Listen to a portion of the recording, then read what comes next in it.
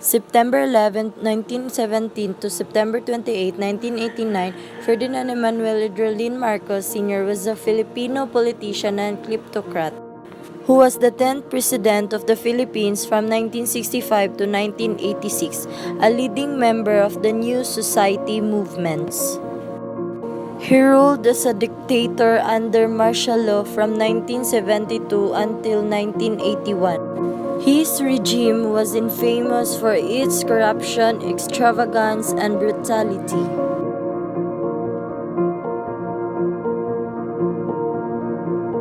Marcos placed the Philippines under martial law on September 23, 1972, during which he revamped the constitution, silenced the media, and used violence.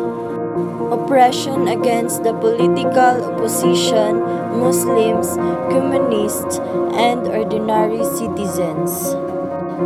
There are the opinion of the people that we interviewed about Marcos' administration. Ayan patikaran, di man balaod balaod militar. Oman si Marcos kining dito lang siya nadaot sa iyang kuan katong mga human rights kuan ba violation violate niya ang kuan na nalapas niya ang kuan ang kining atong kining kuan ba kining atong kagawasan iyang nakuan kay bali ang demokrasya ato iyan naman tantang yan ang gikuha nauman model tong kuan ang kuan ang human rights motong na kasuhan sa human rights kay nabayulit naman niya ang kuan sa tawhanong katungod nahimog siyang kuan pero mayo iyang agi kay kanang kuan kanang highway Budgon, Ligan, Rian. kanang highway kaya may Way dilingan eh. kaya may nagpatrabaho kanang Marcos Pilais Pilais Sport Center Marcos Sport Center mo na siya muna karon Pilais na ano siya bali ang kuan ni Marcos dito lang na kuan tungod sa pag-abuso sa iyang mga kuan sa iyang mga kuan ba iyang mga cronies iabuso man nila kuan mayo si Marcos mayo siya pero nakuan mayo ang iyang panlantaw para sa nasun na Pinoy pero naabuso lang sa ubang mga kuan niya iyang mga kauban ba mayo ang iyang kuan ang grabe diha kana ra yung kuan kana ra yung pag-violate niya ang kanang human rights kadang naabuso So, panahon ni Marcos, unsay panahon ni Marcos sa martial law, unsay yung experience na? tamo bali ang nakapabor lang din sa panahon ni Marcos ang amo magong pamilya halos mga tandalungan kasi man sa armed forces so dili kay may maapektuhan pero ang uban maapektado sila kay wala sila yung mga parinting kuan mga parinting ng mga military munang makuan siya kanang bali dili gusto ni Marcos na ang iyang mga sundalo mo ay nakuan isang gani iyang misis sa mga violator mo ay number 1 na violator si Linda kay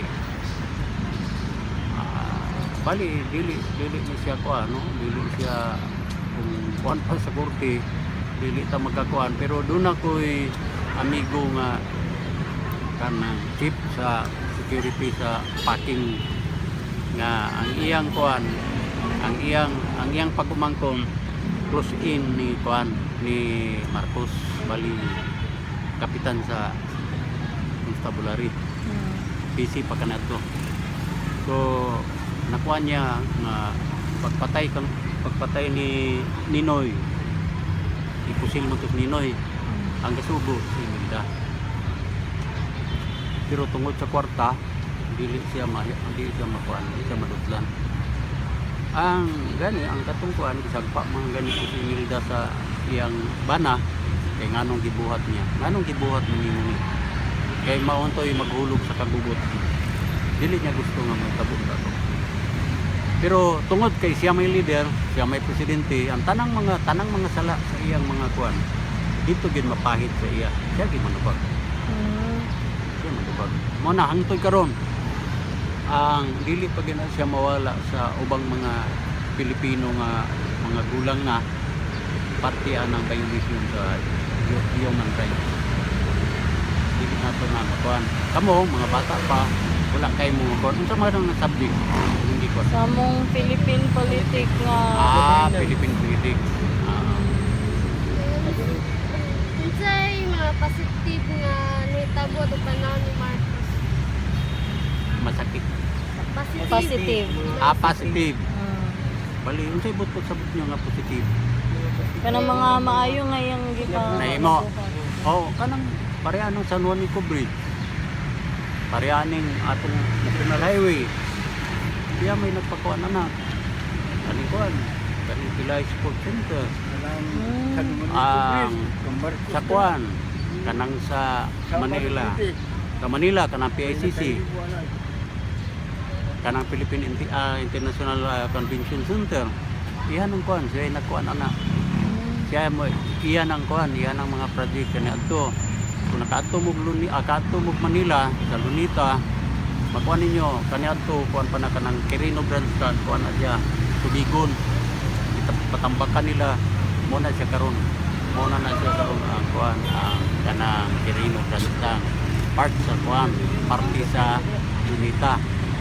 Mo na yang gipanghimo nga kuan, gipanghimo ni Marcos nga kuan sa Pilipinas.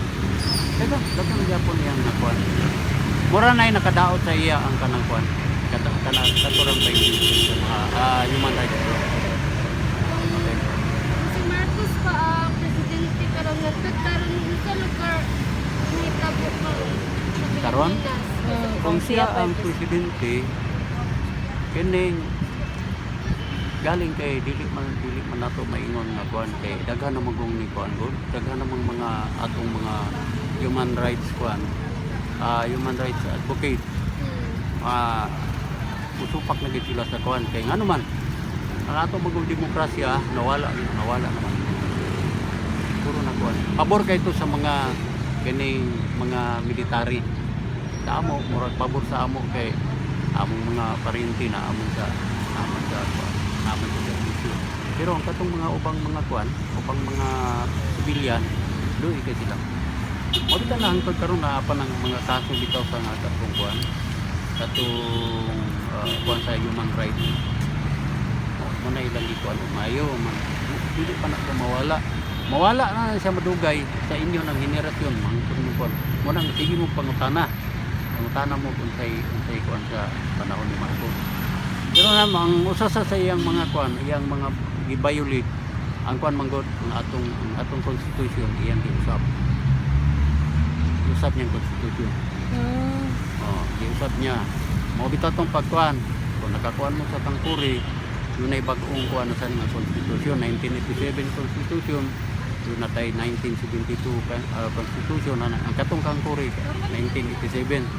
Mo na ning gikuan karon, mo ning bali atong gisunod kuan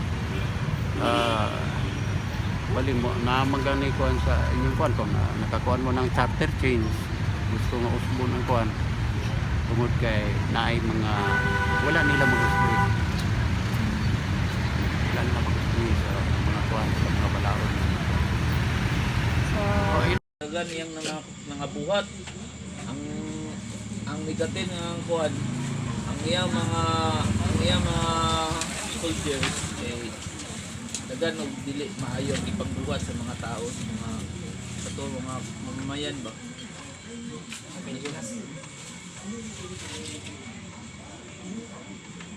ang ikatulo kay Juan sa kayentang sa Pilipinas karon si Marcos pa ang presidente.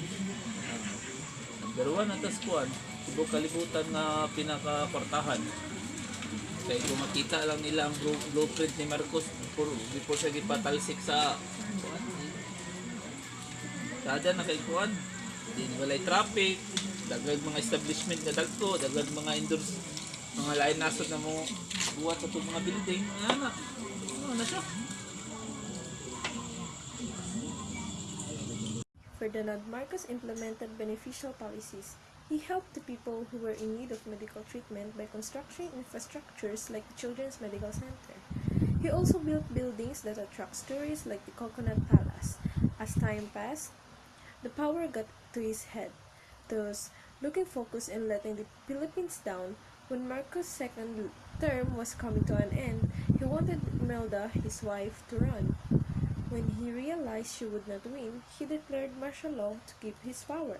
From that event, he abused the Philippines by taking away the people's rights and power. Martial law also took away his people's freedom of speech and petition, which led to the People Power Revolution that forced him to give up his presidency and leave the Philippines. At first, the Filipino people trusted him because of his positive, responsible acts. But as the time passed, he betrayed the Filipinos. Our message to everyone is to trust your leader, but always be cautious of their actions, because we don't want to end up with the same fate as the Philippines.